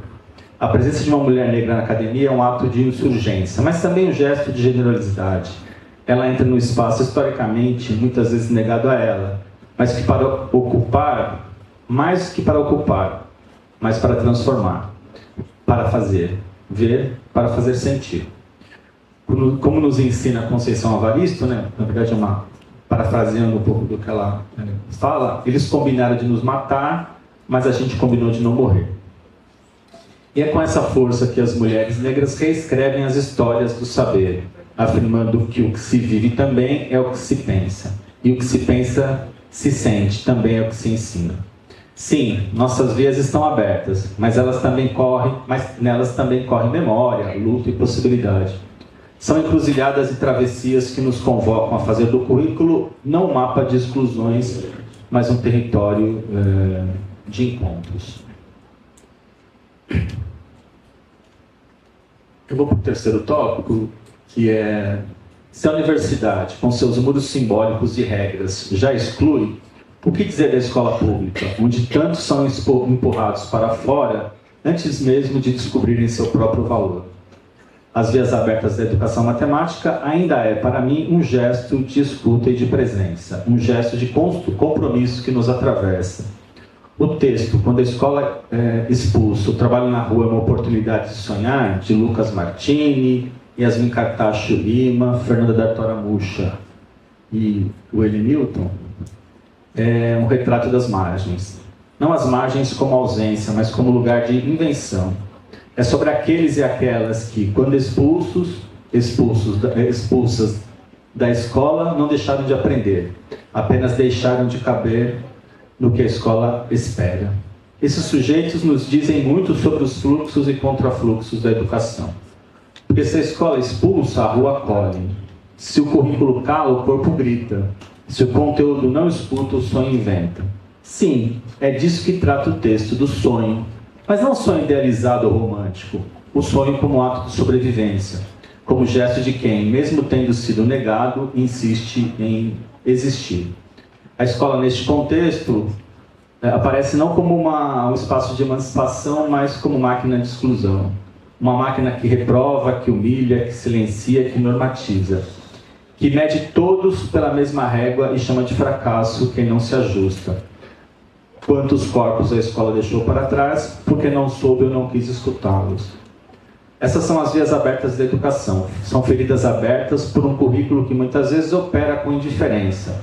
Um currículo que se fecha para a vida concreta dos sujeitos, que ensina fórmulas, mas não reconhece trajetórias. Mas o texto também nos mostra que há educação fora da escola, que o trabalho na rua, embora muitas vezes resultado de condições duras, também é espaço de aprendizagem, de criatividade, de estratégia, de sonho. A rua vira escola, a calçada vira caderno, a necessidade vira método, o afeto vira currículo. O que estamos chamando aqui de cosmopercepções curriculares são esses outros modos de aprender. Modos que não cabem nas diretrizes oficiais, mas cabem na vida. O menino e a menina que vendem bala no sinal aprendem a calcular o troco, mas também a lerem o mundo. Aprendem a negociar, a observar, a resistir, aprendem a não morrer. Esses saberes precisam ser reconhecidos. Eles não são menos, são outros. E é essa radicalidade da escuta que a escola precisa assumir. Não para incluir no papel, é preciso se implicar no cotidiano, na escuta, na relação. Nos diferentes Brasis que formam o nosso Brasil, sabemos o quanto isso é urgente, porque a exclusão escolar ainda tem cor, tem endereço, tem classe. Ainda é o menino pobre, negro, periférico, indígena que é expulso. Ainda é a menina que precisa cuidar dos irmãos, das irmãs, que abandona a escola para cuidar do mundo. Ainda são as mesmas pessoas, sempre as mesmas pessoas, que não cabem na matemática das médias. Por isso, grita a necessidade de pensarmos uma educação matemática que mais que ensine a resolver o problema, mas que seja capaz de perguntar: para quem serve esse conhecimento? Quem está dentro? Quem está fora? Quem está sendo escutado? O sonho é conteúdo curricular. A rua também educa e o contrafluxo é potência. Os saberes das margens não devem ser absorvidos pelo centro, mas respeitados em sua singularidade. Talvez, ao escutarmos esses jovens que a escola expulsou, possamos reaprender a sonhar. No currículo, a ausência tem norma, tem forma. O livro repete rostos, mas apaga presenças. O corpo feminino vira moldura, nunca autoria. Neste sentido, estar nesta mesa de abertura é também um ato de escuta. Escuta do que escapa aos planejamentos, do que resiste às métricas, do que dança fora do compasso curricular. Trago para este encontro o texto 5, 6, 7 e 8, das pistas de salão aos livros didáticos de matemática, Modos de Construção do Corpo Feminino, de Débora Reis Pacheco, Carolina Polese e Helenilton. Um texto que nasceu do movimento, do gesto, do passo, da marca que o corpo deixa, mesmo quando tentam silenciá-lo. Partimos da dança de salão, esse espaço aparentemente harmônico, elegante e coreografado. Mas logo percebemos que ali também se ensina. Ensina-se a seguir, a ceder, a recuar. A mulher aprende a dançar sobre o ritmo do outro, a ocupar o espaço sem ocupá-lo por completo, a ser conduzida, a se moldar. E quando olhamos para os livros didáticos de matemática, o gesto se repete, o corpo da mulher aparece, mas não em sua potência criadora, aparece como enfeite, como ilustração domesticada, como reforço de normas e padrões. Ela é figurada, mas raramente pensante, e está ali para ser olhada, medida, moldada. É assim que o currículo dança, e dança sobre corpos que não escolhem a coreografia. O texto busca denunciar essas movimentações sutis, mas profundas. Mostra que o currículo de matemática é particularmente os livros didáticos, não é neutro. Ele constrói subjetividades, educa os corpos, naturaliza lugares. E é nesse ponto que o texto se inscreve para nos ajudar a falar sobre as cosmopercepções curriculares. Porque quando falamos dessas cosmopercepções, estamos falando também dos modos como o mundo é percebido e vivido a partir de que ensinamos, reconheça o corpo, o afeto, o conflito, a pluralidade. Talvez o nosso desafio seja esse: fazer do currículo um espaço onde se possa dançar com liberdade, onde ninguém precise ser conduzido contra a vontade, onde o saber possa emergir do corpo inteiro e mais que da mente disciplinar. Eu troquei mais que por... Era uma outra palavra, e aí essa leitura do mais que tem me causado um estranhamento aqui, né? Não é uma expressão que eu uso normalmente. Que possamos aprender com os passos trocados, com os movimentos inesperados, com gestos que nos tiram do eixo, mas nos aproximam da humanidade. Precisamos fazer com que o currículo de matemática seja dançado por todas e todos, mas que por por quem já nasceu com os pés calçados pelo privilégio, mais que por quem já nasceu com os pés cansados, né? Precisamos permitir que as meninas, especialmente as negras e periféricas, ocupem o centro da sala de aula com seus corpos inteiros, corpos pensantes, corpos potentes políticos. Por fim, então fim ainda, né? Traçados desenham formas, tambores marcam o tempo, quilombos mapeiam resistências. O axé mede o mundo, o saber negro não ilustra, transforma. O currículo se escuta, se atravessa de histórias. Ao nos convocarmos para as veias abertas da educação matemática, buscamos nelas mais que as feridas, mas também os rios de saber que correm mesmo quando invisibilizados. O texto, construindo o diálogo entre as aulas de matemática e a cultura negra, de Jéssica Gomes Furtado, Sante Aparecida Pereira e o Helenilton, é uma travessia. Ele não parte da abstração, mas do chão, da escuta, da comunidade, da materialidade da vida. Nele, o currículo de matemática é pensado como possibilidade de diálogo e não como imposição. Falar em diálogo com a cultura negra não é apenas incluir conteúdos africanos e afro-brasileiros nas aulas. É mais profundo. Trata-se de reconhecer a centralidade da experiência negra como produtora de saber matemático. É um deslocamento epistemológico que exige da escola mais do que tolerância, exige reconhecimento e reparação. O texto mostra que não há matemática, que há matemática nos tambores, nas tramas dos penteados, nos desenhos dos tecidos, nas engenharias dos quilombos, nas estratégias de reorganização do povo negro em resistência. E essa matemática não é aplicada à cultura negra, ela emerge dela. É sua expressão legítima. A cultura negra é, assim, um território de cosmopercepção, uma forma de ver, organizar e transformar o mundo. Quando a matemática escolar ignora isso, ela reforça o epistemicídio. Quando reconhece, ela se refaz como linguagem viva, como gesto de justiça curricular. Assim sendo, as veias abertas da educação matemática sangram quando a escola insiste em universalizar o modelo eurocentrado de saber, quando não reconhece outras origens, outras formas de contar, de medir, de calcular o mundo. Mas essas veias também são caminhos por onde circulam saberes insurgentes, saberes que vêm das quebradas, das tradições orais, dos corpos negros que fazem do cotidiano um ato político, um ato pedagógico.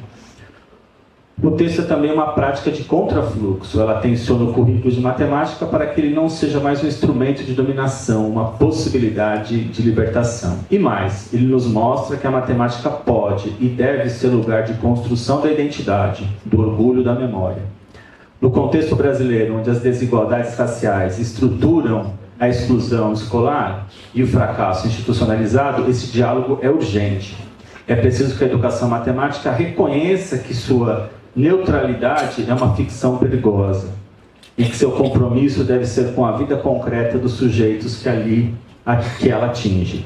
Ao propor práticas pedagógicas que dialogam com a cultura negra, o texto nos convida a reencantar a sala de aula, a fazer da escola um espaço onde os saberes ancestrais não sejam folclorizados, mas reconhecidos em sua complexidade e potência.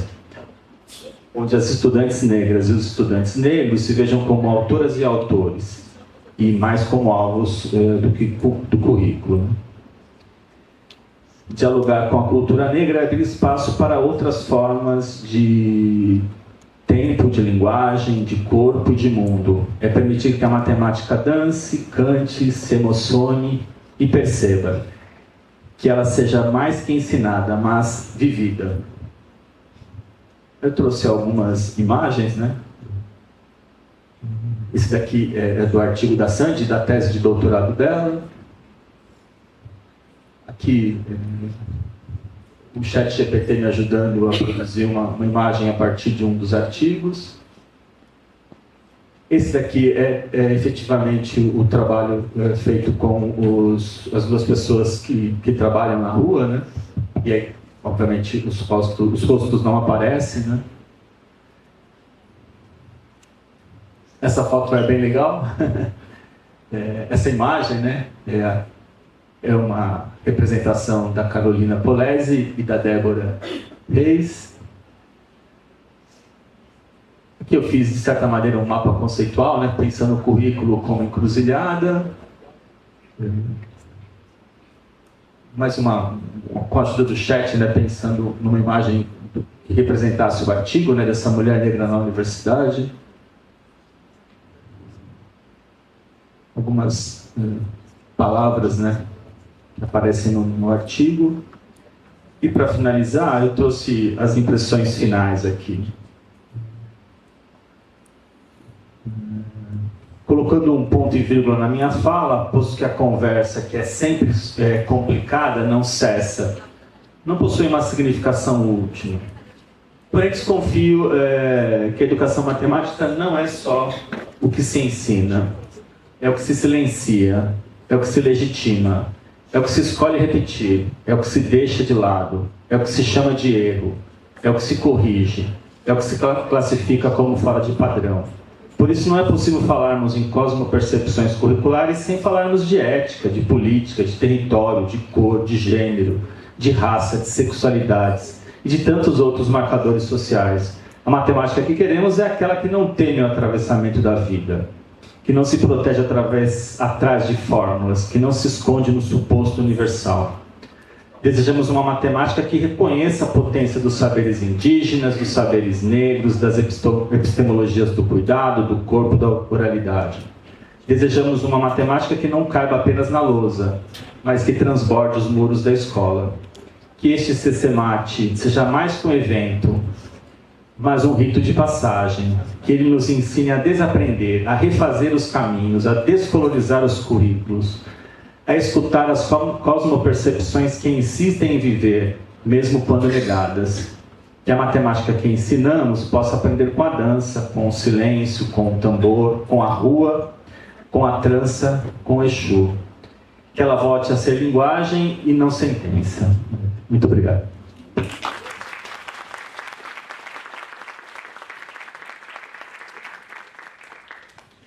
Obrigado, Lindoto. Sempre traz muitas reflexões para a gente e acredito que algumas pessoas devem ter algumas perguntas, né, a respeito dos dois temas que foram discutidos. Então nós temos ainda uns 15 minutinhos, ganhamos mais 15 minutos, né, para discutir. Alguém tem alguma pergunta?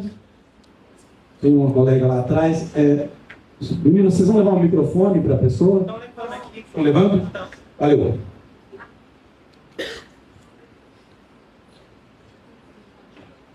Fique à vontade. Som. Bom dia, tudo bom? Muito prazer, meu nome é Célia, eu faço mestrado em Educação Matemática na Unesp de Rio Claro, então é um prazer estar aqui. E a minha pesquisa é sobre a gira de Exu e como mulheres negras reancestralizam através dos seus corpos formas e simbologias de ressubjetivação coletiva.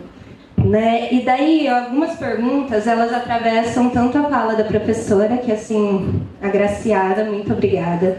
Muito obrigada pelo seu ori, professora, muito obrigada mesmo. E eu fiquei muito agraciada pela sua fala, professor, porque realmente, assim, dá um talento, assim, na perspectiva que a gente tem de Exu dentro da academia, e principalmente ver um matemático falando, é mais fácil, dentro de um evento de matemática, falando sobre Exu, dá um caminho assim, um pouco mais tranquilo para a minha existência dentro da educação matemática. Eu sou da geografia, eu não sou da educação matemática, então eu falo muito sobre território. E quando a senhora falou sobre o currículo, eu não conseguia não pensar no território de onde eu vim, né? Eu sou do estado de São Paulo, eu sou do interior do estado de São Paulo, mais precisamente de Rio Claro, que é onde eu faço a pós. E eu queria ouvir da senhora falar sobre essas interferências que o Tarcísio faz dentro da educação básica, porque são extremamente perversas, né? E como a senhora falou muito do Mato Grosso do Sul, eu gostaria de ouvir as perspectivas que a senhora tem acerca de como que a perversidade ela vem adornando o estado de São Paulo, enquanto um reflexo do que pode acontecer no Brasil como um todo, né? E esse estado de São Paulo que eu falo é um estado de São Paulo que tem essa história dessa construção curricular.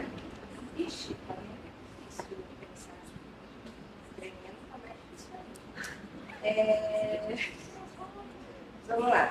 Então, professora, como que a gente pode pensar nessa BNCC que dialoga com a população, mas ela dialoga com a população e ela reflete dentro da sala de aula uma perspectiva extremamente perversa que não é o que foi dialogado com a população. E eu tive recentemente, né, uma disciplina onde eu passei o semestre inteiro trabalhando sobre políticas curriculares. E essa política curricular que o professor trouxe, uma política pautada em Exu, ela não foi muito bem acolhida, né? Porque não é uma perspectiva que a educação matemática ela tenha tanta propriedade. As cosmospercepções elas ainda são um assunto que vem sendo trabalhado, né? Então, como que a gente pode pensar esse diálogo tanto da fala da senhora, que é uma fala extremamente política, né? Dentro das articulações políticas da estrutura, com essa cosmopercepção, como que a gente pode realmente fazer isso dentro dos currículos, né? Porque a gente não está tendo tanta abertura, não está vendo tanta abertura. Então, como que essa matemática ela realmente pode se expressar dentro da sala de aula pensando nisso? E eu acho que é isso. Não, tem mais uma. Professor, quando o senhor falou eu gostaria muito de ter esse texto, caso o senhor possa oferecer, né? Porque quando o senhor fala do corpo da mulher negra, eu pensei nas danças dos orixás, né? Porque Xangô é um orixá que veio de saia, então tem toda uma feminilidade colocada em cima. Existe uma feminilidade dentro de todos os orixás, né? Então, como que a gente pode pensar em aterrar no sentido terreiro mesmo a educação, em especial a educação matemática? Mas, enfim, é isso. Muito obrigada. Que mês incrível. Muito obrigada mesmo. Pode começar aí.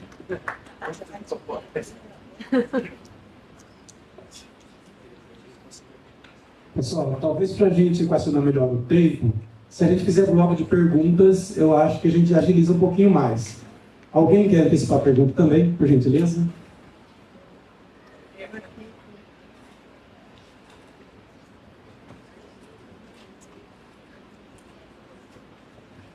Bom dia, gente. Eu vou passar a minha... Eu não faço questões rápidas, mas eu vou tentar ser rápida. Minha questão é diretamente para o elemento. Não é justo isso, né? Pois é. Eu gostaria que você falasse um pouco como é que com o Exu a gente pode escapar do contar, do calcular, do medir e do brincar. Porque aí, tanto o Biratã de Ambrósio, quanto o Arambicho, quanto outros educadores matemáticos, quando a gente pensa fora da branquitude, certo? Para trazer esses conhecimentos que estão para fora desse centro, desse currículo, faz uma relação direta com esses casos específicos, com calcular, medir, contar, brincar e tal. E aí eu digo isso, né, porque junto com os Machacali, eu aprendi que a contagem, ela aparece numa sociedade que ela é quanto-centrada, que ela precisa saber o que tem, que ela acumula coisas. É a sociedade do acúmulo. Então, nos Machacali, eles não contam. Nem toda a sociedade conta. E não se conta. Por quê? Porque não é preciso acumular. Porque nós vivemos sempre com o mínimo. Primeiro isso. E aí, como que eu aprendi isso? Fazendo o cadastro dos meus alunos Machacali, que não falam português, que falam Machacali, eu não falo Machacali. Então, nós já tínhamos um processo complicado entre nós dois para fazer o cadastro, entre nós todos para fazer o cadastro. E aí eu perguntava, quantos filhos você tem? Porque no cadastro você tem que colocar os filhos que a pessoa tem. Aí o primeiro me olhou, pensou, aí eu falei, gente, tradutor. Aí eu pedi, eu preciso do tradutor. Aí veio o tradutor e falei, pergunta para ele quantos filhos ele tem. Aí o tradutor falou para mim, mas essa pergunta não faz sentido. Eu falei, como que eu vou preencher o formulário? Eu falei, então fala para ele falar os nomes dos filhos que ele tem. Aí ele começou, aí eu fui contando, 8, 9, 10, 11, 12. Aí eu falei, você tem 12 filhos. Aí eles olharam para mim, não faz isso, por que você está contando isso? Para quê? Que desnecessário, que lógica inútil. A minha lógica era a lógica da universidade, quantocêntrica e de acúmulo. Então, nessa hora, passou o segundo, passou o terceiro, aí eu comecei a falar, tem um problema, eu estou fazendo uma pergunta que não faz sentido. O que acontece? Aí eu fui aprender o que estava acontecendo com a pergunta que eu estava fazendo. Então, nem toda a sociedade conta, nem toda a sociedade mede. Gente, não faz sentido medir. Tem sociedades onde não faz sentido. Mas, nosso campo, certo? Que tem uma política de branqueamento, é lamentável, é horrível, essa minha fala é horrível. Mas nosso campo tem, mas é real. Então nós temos que falar da nossa realidade. Tem uma política de branqueamento dos conhecimentos dessas comunidades que são subalternas. Então, como através das pedagogias da encruzilhada, como através dessas outras formas de produção dessas pedagogias, nós podemos escapar? Como que a gente encontra a fuga? Como é que nós somos capazes de encontrar a fuga? Porque enquanto a gente não encontrar a fuga, Exu não vai agir para mim. Não vamos agir, ele não vai me ajudar a agir. Eu preciso encontrar a fuga junto com ele. De que forma eu sou capaz de encontrar a fuga para não assumir essa política de nomeação, que é uma política colonialista, sob, né, a cultura e os conhecimentos que entram na escola. Porque quando eles entram para a escola, eles entram... Perdão, gente, mas preciso explicar a minha questão, né? Porque quando eles entram para a escola, eles saem de um sistema e entram para outro. Nós temos uma transição de um sistema epistemológico para outro sistema epistemológico. Como fazer essa transição sem que essa transição seja ou se torne um movimento colonial, colonialista, um movimento que silencia e que apaga realmente aquilo que está acontecendo ali. Eu sei que a minha pergunta é muito complexa, mas eu estou pensando sobre ela faz muito tempo, também não tenho resposta. Mas eu gostaria de te ouvir para continuar pensando sobre isso, porque esse exercício ele é complexo quando a gente pensa quando os indígenas chegam na universidade, ou quando os quilombolas chegam na universidade. Há um processo de transição epistemológica. Mas nós, professores que nos formamos em matemática séculos atrás, nós não temos essa formação. Nós hoje nos estamos forçando a isso. Então, perdão. Por isso que eu falei que minhas perguntas, eu precisava uma explicação antes. Não sei, alguém vai fazer uma pergunta? Eu posso passar o microfone. Pessoal, vamos fazer só mais essa pergunta. As demais, vocês tomem nota, por gentileza. Depois, certamente, os professores vão deixar algum contato para que, se alguém quiser estender a discussão, ao longo do encontro também, a gente pode continuar discutindo, tá bem? Aí eles respondem esse bloco de 3 perguntas e depois as demais a gente dialoga ao longo do curso. Bom dia, né? Primeiramente, eu queria agradecer muito a potência da mesa, a professora Maria Lima, o professor Helenilton, pelas discussões que vocês trouxeram aqui para a gente.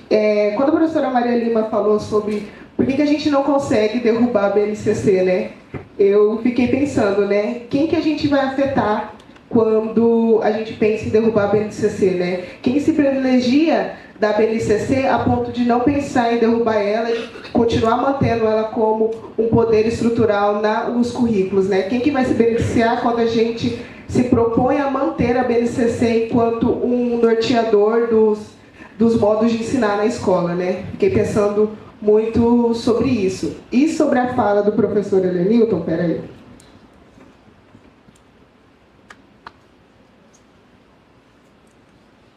O senhor falou um pouco sobre interseccionalidade, eu venho discutindo um pouco sobre interseccionalidade, sobre a posição das mulheres negras na academia, especificamente a invisibilização, a exclusão, enfim, a falta que geralmente acontece, né? E aí o senhor falou um pouco sobre a interseccionalidade pode ser vista ou percebida como forças que moldam as experiências, né? E aí eu fiquei pensando se a matemática poderia ser um marcador social da diferença, pensando no conceito de interseccionalidade. Porque socialmente, né, a matemática, quando é tida nos currículos, pensadas assim, ela desestrutura e silencia a identidade negra, né? Porque privilegia e se mantém a partir do eurocentrismo e de uma supremacia branca, né? Então faz sentido, para mim pelo menos, pensar na matemática enquanto um marcador social da diferença. Eu queria ver um pouquinho sobre isso. Obrigada. Obrigado a todos. A gente vai passar para as respostas. Professores, quem gostaria de responder primeiro? Pode. Gente, obrigada pelas perguntas. Vou começar pela Célia. Célia, eu sou de São Paulo também, eu sou paulistana, né? Eu tô aqui no Brasil, eu tô aqui no Brasil, porque lá em São Paulo. Muito estranho, lá parece nem é Brasil. Não, é uma loucura, gente, esse deslocamento, sair de São Paulo para o Mato Grosso do Sul, para mim foi um desafio em vários níveis, né? Porque eu e meu marido, nós nos mudamos para cá, eu já tinha 20 anos de docência na educação básica, já trabalhava com formação de professores, com educação superior também, tinha acabado de fazer meu doutorado, e com um filho de 10 anos, né? E vim para cá, né? De uma realidade de São Paulo periférica, mulher negra, aquela coisa de classe social, né? E quando eu cheguei aqui, eu me dei conta de quem eu era. Então, isso é uma coisa muito interessante, porque eu fui percebendo assim, a arrogância de quem é de São Paulo, né? A falta de conhecimento de quem é de São Paulo, das outras realidades. Eu fui percebendo o meu sotaque, porque você sabe, né? Para quem mora lá, paulistano não tem sotaque. E eu fui percebendo uma série, né, de coisas, então esses atravessamentos da branquitude, essa questão de me perceber como mulher negra, tudo isso foi um processo que eu passei nos últimos anos, né, aqui no Mato Grosso do Sul, né. Então, quando você falou, né, você vem lá de São Paulo, etc., da Unesp, e aí você é paulista, porque essa distinção o pessoal que é de fora não consegue fazer também, que a gente que nasce na capital é paulistano, e no interior paulista, e é muito diferente, né? E assim como eu não consigo distinguir que no Rio de Janeiro, quem nasce na capital é carioca e no interior é fluminense. Porque para mim era todo mundo carioca. Então quando eu fui morei lá, também apanhei pra caramba. Então, o que eu estou querendo dizer assim, a questão, cruzando um pouco com o que o Elenil trouxe com essa fala brilhante, com esses elementos que me encantam, né? Eu ouço toda essa referência a partir dos estudos culturais, eu fico assim muito emocionada, né? Porque para quem veio de uma cultura, de uma universidade que dissemina um ideal de branquitude, né? A sua estrutura essencial, né? Uma grande, que é muito complicada, uma das últimas universidades a adotar cotas do país, né? Que é a USP. Ouvir essas falas é sempre um modo de deslocamento, uma reterritorialização e assim por diante. E aí, hoje, nas vezes, quando eu vou falar do currículo, eu sempre procuro trazer um pouco a fala daqui de Mato Grosso do Sul prioritariamente, né? Isso é uma coisa que eu tenho feito nacionalmente. Quando eu vou para outras mesas, eu sempre priorizo falar de Mato Grosso do Sul. Primeiro, para ensinar as pessoas que é Mato Grosso do Sul, né? Que quando eu cheguei aqui também, eu falava Mato Grosso, levei bordoada pra caramba, e hoje eu que dou as bordoadas, né? E, segundo, para o pessoal percebendo também que esse processo de desmonte da educação, ele está acontecendo em vários lugares, simultaneamente, de modo experimental e crescendo. E a região centro-oeste é a bola da vez nas últimas 2 décadas. A gente teve o Paraná como esse lugar inicial, né? Depois, na verdade, é quase que simultâneo, porque é Paraná e São Paulo, né? A gente tem a gestão do PSDB, que vai destruir o sistema de educação. A gente tem a figura de Maria Helena Guimarães, que vai levar para o MEC, depois, na gestão Fernando Henrique Cardoso, o modelo que ela vai ajudar a construir lá em São Paulo, que já é dentro dessa perspectiva neoliberal, né? Que vai conjugar uma destruição do sistema em termos de promover a privatização, né? Então a desfinanciarização da educação, né? Você vai destruir a estrutura. Eu presenciei esse processo porque eu trabalhava na rede, né? Então como que o Estado foi sendo destruído, as escolas foram sendo destruídas, né? E o outro lugar que é construir a ideia de que a paridade ela ia pelo currículo e que era um certo tipo de professor e professora que servia para aquele currículo. Então, esses dois projetos, eles começaram juntos, mas ele veio mais fortemente nessa parte estrutural, né, no governo do PSDB na década de 90, em São Paulo, a desestruturação das escolas, e depois os ataques ao currículo, que aí se tornou um projeto nacional, né? Os PCNs vão ser o grande marco disso, porque a primeira vez que a gente institui um currículo nacional, né, unificado no país, é a partir de 96, com os parâmetros curriculares nacionais, já atendendo às diretrizes das conferências mundiais de educação, que naquele momento, em 95, já era financiado pelo Banco Mundial.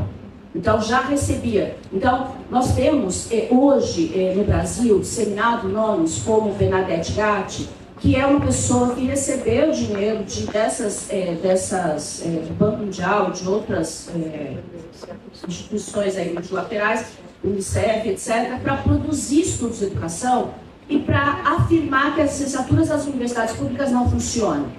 Então, nós temos um conjunto de intelectuais, aí com Maria Helena Castro Gomes, Maria Helena Castro Guimarães e Bernadette Gatti, além de outras pessoas, tem um nome também, a Guilmar de Mello, que é assim, né?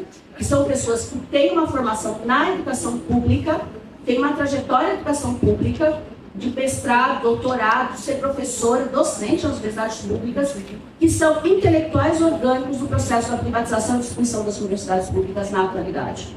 E muitas dessas pessoas são citadas como biografia nos programas de pós-graduação. Bernadette Gatti é uma delas. É referência dentro das produções, né? Então, eu queria afirmar assim, o que está acontecendo hoje com o Tarcísio é o ápice de um processo que já vinha acontecendo desde a década de 90, do início dos anos 90, tá, com as gestões do PSDB, né? Só que piorado por conta da crise internacional que nós vivemos hoje, esse momento de acumulação do capitalismo mesmo, né, do neoliberalismo, desse acirramento dos processos de exploração, né, com o neoconservadorismo. Então, esse é o grande, que eu acho que é o grande problema mais fatal, né? Por quê? Porque a marcha com Deus, lá, a marcha para Jesus, né, em São Paulo, que é uma coisa que acontece há alguns anos, né, atingiu 100 mil pessoas há alguns anos. Isso, quando eu vivi em São Paulo, já era uma coisa assustadora para mim. E eu percebi que as pessoas não davam muita atenção para essas coisas, né? E hoje eles estão em todos os lugares de uma forma assustadora. E isso não tem relação com a questão da religião, isso tem relação com a questão de uma prática política predatória organizada por esses grupos neoconservadores. Então, o governo Tarcísio, ele consegue juntar as duas coisas. Ele junta o neoliberalismo, né, com o neoconservadorismo nessa vertente mais perversa dessa religiosidade aí, de um evangelismo, né, que é de exploração, vamos falar assim, né, que está de acordo com isso. Então, o Paraná, que já foi desmontado, ele vai Mato Grosso, são laboratórios dessas políticas também. Nós somos as bolas da vez. Mato Grosso está passando por um processo assustador de desmonte da educação pública, de exploração do trabalho dos professores, né? Agora eles dão prêmios para professor que aprova os alunos. Está tendo competição para ter prêmios em dinheiro, tá? Eles estão uniformizando os currículos das escolas do campo, quilombolas, com os currículos urbanos. Os professores estão sendo obrigados a obedecer currículos padronizados nas escolas do campo e por aí afora. Então, uma série de atrocidades estão acontecendo. Goiás não obedece às leis federais que nós temos da educação. Tá? Eu estou examinando agora a documentação da Lei 14.945, de 2024, que é do ensino médio, e eu estou vendo uma série de arbitrariedades, como, por exemplo, o ensino à distância que está sendo mantido lá. Então, nós aqui, gente, Mato Grosso é o que está mais tranquilinho, tá? Eu ainda não achei nada assim terrível, tá? Quando eu achar, eu mando notícia para vocês. Mato Grosso do Sul. Mato Grosso do Sul. Aqui em Mato Grosso do Sul. Aqui em Mato Grosso do Sul a gente ainda não está. Inclusive, a gente já entrevistamos pessoas da Secretaria de Educação, tem uma coisa bem interessante acontecendo. Não que está acontecendo em si, que não é interessante, mas interessante para entender alguns processos, né? Agora, Mato Grosso e Goiás é um processo de privatização, de desfinanciarização acelerado e que vai nos atingir também, tá? Então, são elementos que, assim, nacionalmente há movimentos, né? A SBEM faz parte de vários, inclusive, várias frentes que nós temos, né? Das entidades nacionais, do Fórum Nacional Popular de Educação, e assim, vários, né? E onde a gente debate essas questões e se articula. Então, eu convido vocês que são de graduação, né, a se informarem sobre essas coisas, porque é o futuro de quem vai ser professor e professora que está em jogo, para não se tornar tutores e tutoras técnicos, para ganhar menos de 1/3 do salário que está previsto hoje. Então, engajem-se, informem-se sobre essas questões. E aí, é isso. Só, Edith, a questão que você falou do branqueamento da matemática, né? Na história também, né? Não é privilégio, né? O ensino de história, ele fundamentalmente, a BNCC, ela afirma, o seu cerne é de afirmação de uma cultura, né?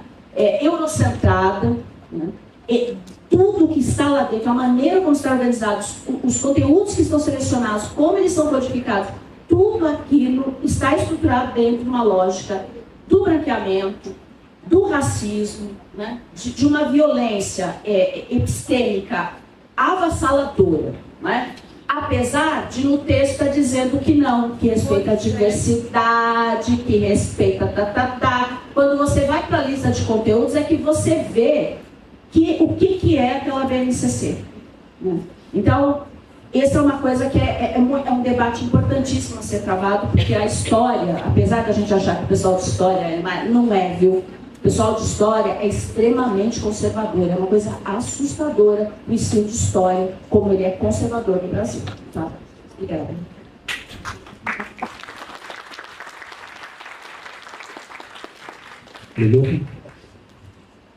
Oi. Célia, Thaís, Carol, obrigado pelas perguntas. Não tenho resposta pronta para nenhuma delas. Não ousaria dar uma resposta em 5 minutos, né? Acho que não daria. Mas eu tenho umas coisas que eu acho importante para a gente pensar, e eu prometo que a gente termina em pouco tempo. Acho que essas discussões da Maria Lima, perdão, Maria, faz, e um pouco do que eu converso aqui, precisa ocupar mais os eventos científicos de educação matemática, as salas de aula da graduação, da pós-graduação, as reuniões pedagógicas. A gente tem que conversar mais sobre isso. Se a gente começar a conversar mais sobre isso, talvez, em algum horizonte, a gente consiga trazer o Exu para a universidade, para a sala de aula. Né? Acho que é um pouco desse movimento. A gente precisa conversar mais sobre essas questões nas salas de aula de matemática das nossas graduações. E a gente ainda está no lugar de tensionamento lá. A gente está procurando espaço para falar de educação matemática.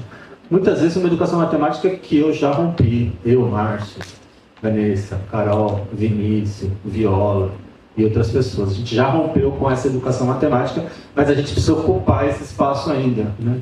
É uma coisa absurda. Então essas discussões que a Maria Lima faz e essas viagens que eu trago aqui, a ideia é que a gente possa conversar mais sobre isso. Acho que é esse meu movimento nesse momento, de tentar conversar. Então, quando eu ministro uma disciplina que discute gênero, raça, sexualidade, quando eu levo um livro chamado O Boy Dodói para a sala de aula e as pessoas dizem assim, o que você está fazendo com esse livro aqui? Ué, matemática você já sabe, vamos discutir o Boy Dodói, né?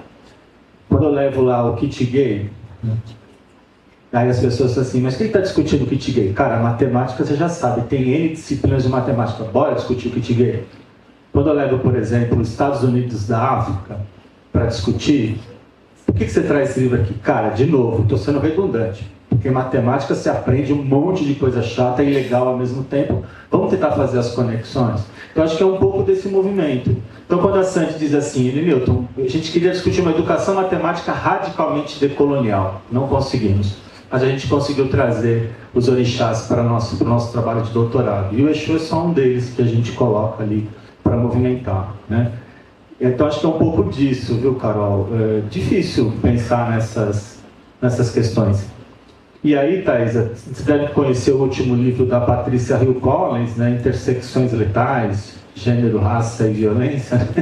Talvez a gente possa mostrar que a matemática também nesse lugar, né? Mas aí a gente tenta romper isso, né? Bora lá fazer essas discussões na sala de aula, né? Bora tentar fazer essa discussão nesse evento. Eu até disse que no meu título, né, Célia, era para ter Exu, e eu disse assim, eu acho que eu não vou dar conta de colocar Exu. Mas ele está no título ali, né? Só a gente dar uma olhada, ele está ali aparecendo. Então acho que é um pouco disso. Cobrem dos seus e das suas professoras, né, que essas discussões estejam mais tempo em sala de aula. E a gente está tentando, eu estou tentando acolher pesquisas, né? Então tem um rapaz que quer discutir, eu sugeri que a gente discutisse a educação matemática das florestas. Eu sei que a palavra educação matemática não tem relação, mas sei lá, uma prática de significação discursiva, uma prática social, uma prática cultural, não sei exatamente qual é o nome. Mas bora lá verificar se é possível pensar nessas coisas, né? Então acho que é um pouco disso. Mas vocês vêm aí e ficam falando dessa pancada de coisas, mas não anuncia nada. Sim, quando eu denuncio, eu tenho um anúncio, né? Não tem muito essa questão. Receita, a BNCC dá para vocês. O que a gente faz é assim, bora circular esses discursos na universidade. Bora ocupar, né? Bora semear, bora adubar. Acho que essas são questões que a gente precisa fazer. Se isso não acontecer, né, essa colonialidade, né, estrutural vai se manter, né? Então não tem muito o que fazer. A gente vai tentar trabalhar nas frestas e o Exu vai ajudar, né, a trabalhar nas frestas. Acho que é um pouco disso e agradeço pelas perguntas e super gostaria de ter outras para poder pensar aí com vocês, tá bom? Um forte abraço.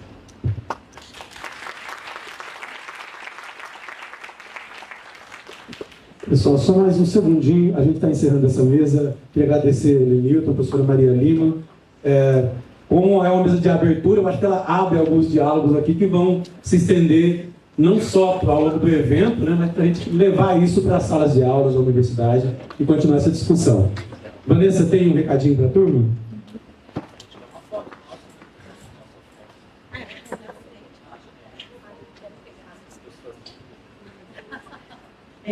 Bom, então assim, gente, tá todo mundo com fome?